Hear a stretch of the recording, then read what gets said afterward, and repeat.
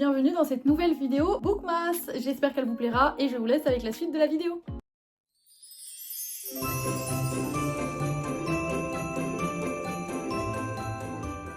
Vous êtes en énorme panne de lecture et vous n'arrivez pas à en sortir, vous savez pas quoi lire, j'ai les livres parfaits qu'il vous faut pour sortir de votre panne de lecture. Déjà, les lectures que je peux vous conseiller pour sortir de votre panne de lecture, ce sont les lectures interactives des éditions Lemon. Ils en font beaucoup, il y en a plusieurs. Il y a du coup des sport romances, il y a des romances de Noël, il y a des romances tout court, c'est vraiment des romances, mais de plusieurs formes suivant ce que vous avez envie de lire. C'est vraiment parfait. C'est des romances qui font que à chaque fin de chapitre, vous avez le choix de choisir la suite de l'histoire. Donc vous pouvez vous arrêter à chaque fin de chapitre et ensuite choisir. Je trouve ça un peu plus interactif, c'est facile à lire. C'est vous qui choisissez la tournure de l'histoire. Je trouve ça vraiment sympa pour se remettre dans la lecture. Il n'y a pas de pression, c'est simple, c'est ludique, c'est efficace. Je trouve que c'est vraiment bien. Vous en avez plusieurs au choix. Les lectures interactives, je pense que c'est une bonne alternative pour se remettre à la lecture. Je peux également vous conseiller de lire Tout ce que nous n'avons jamais été. C'est le tome 1 et il y a un tome 2 qui est Tout ce que nous serons un jour. C'est des livres de romance vraiment super sympas. Le point fort de ces livres, c'est que les chapitres font littéralement une page. Donc là, c'est un chapitre ou alors maximum 2 pages comme ça.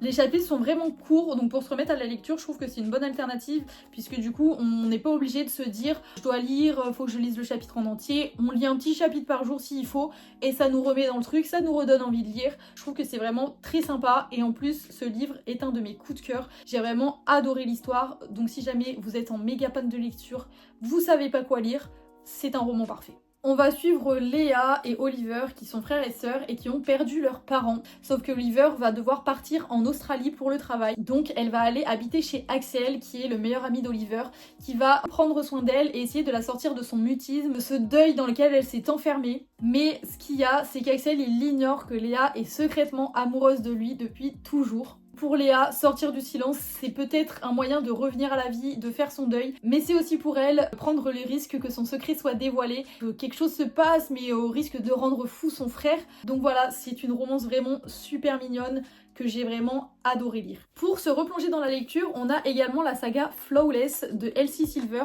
C'est plutôt la saga des Chestnut Spring. Flawless, c'est le premier tome, il y en a 5. Il me semble qu'ils ont tous été traduits ou alors ils sont vraiment en cours de traduction, ils sont sur la fin. On va suivre plusieurs personnages dans chaque tome, mais c'est vraiment trop bien. C'est des cow-boy romances, donc si vous aimez, c'est parfait. J'aime trop ces livres. J'ai lu les 3 premiers en anglais, il me semble, et vraiment j'ai adoré. C'est super simple à lire si vous voulez vous changer un peu les idées, vous remettre à la lecture. C'est vraiment des petites romances toutes mignonnes que je peux que vous recommander. Dans le même esprit, vous avez Wild Promise de Elisa Zegas. C'est vraiment trop mignon comme histoire. C'est pareil, un ranch romance. On va suivre l'histoire de Eleonora qui n'a jamais oublié son premier amour. 5 ans après, elle retourne au ranch familial et il est encore là. Donc son objectif va être de le reconquérir. Donc on va suivre cette petite romance avec cette histoire de reconquête, un peu seconde chance. J'ai vraiment trop aimé. De toute façon, l'histoire de ranch romance, cowboy romance, tout ça, moi j'adore. C'est un ranch familial, c'est super mignon. C'est trop bien pour se remettre à la lecture. C'est hyper facile à lire. C'est trop bien.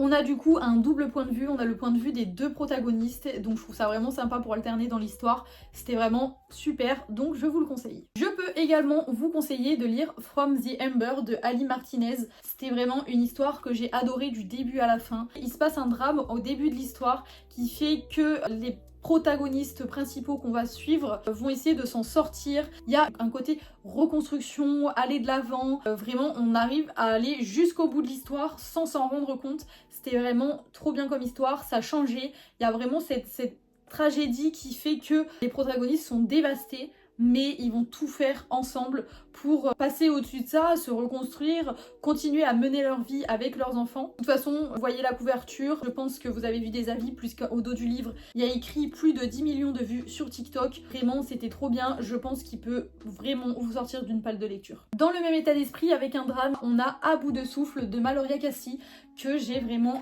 apprécié. Les chapitres sont pas très longs, donc ça vous permet de lire pas beaucoup par jour et de vous remettre à la lecture. Vous voyez, ça c'est un chapitre, ça. et ça, vraiment que 2 pages.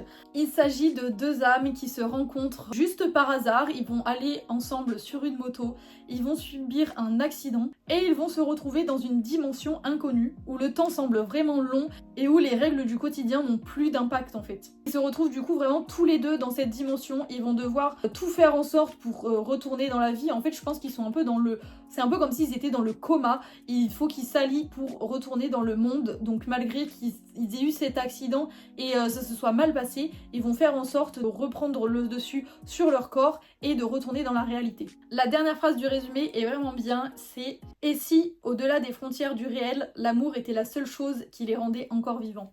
C'était vraiment trop bien comme histoire. C'est intense, il y a vraiment cette envie de savoir comment ils vont s'en sortir, comment ils vont sortir de cette dimension parallèle. Si vous êtes en panne de lecture, vous allez accrocher directement, vous allez vraiment avoir envie de savoir la suite. Si vous êtes par contre plutôt dans un mood sport romance, que vous avez envie de lire un truc tout mignon, qui vous prend pas la tête, ce sera The Cheat Sheet de Sarah Adams, qui est vraiment grave mignon comme histoire. Ça se lit tout seul. Alors les livres de Sarah Adams, ils se lisent vraiment tout seul.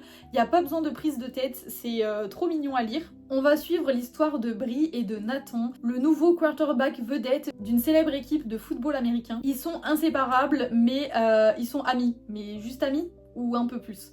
Ça, c'est ce qu'ils vont devoir prétendre être. Ils vont devoir prétendre être en couple jusqu'au prochain Super Bowl, mais ça va un peu les aventurer sur un terrain glissant. Est-ce qu'ils vont s'en sortir indemnes? Est-ce que ça va marcher? Tout ça, on va le savoir dans cette histoire qui est juste trop mignonne et super simple à lire. Donc si jamais vous avez envie de sortir de votre panne de lecture et de vous lancer dans une petite romance sympa, je pense que ça peut vraiment fonctionner. Je vous présente ensuite Comédie Carmine de Nesrine Amari. C'est une Dark Academia avec une histoire dans une école. Quand Andrea emménage sur le campus et dans l'académie, il va y avoir une ambiance assez particulière et elle va rencontrer un mystérieux musicien qui va pas du tout arranger la situation.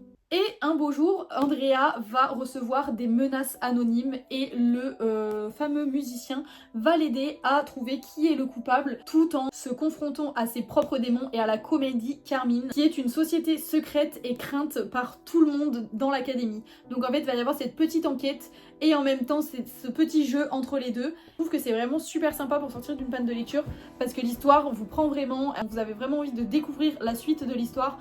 Donc je vous le conseille fortement. C'est la fin de cette vidéo, j'espère qu'elle vous a plu. Si c'est le cas, n'hésitez pas à vous abonner et je vous dis à très bientôt.